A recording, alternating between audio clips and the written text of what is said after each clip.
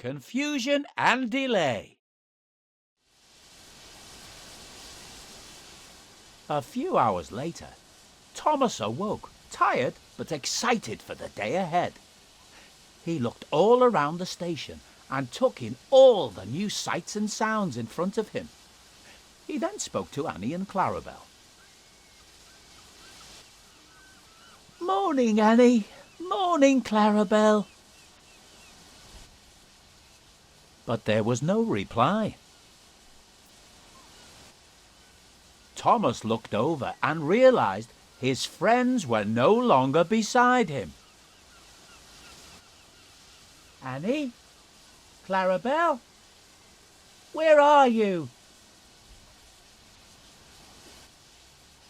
He suddenly heard a chorus of voices from a nearby siding. "Thomas!" "Bust my buffers!" he cried. "How did you get over there?" "Don't worry, I'm coming to get you."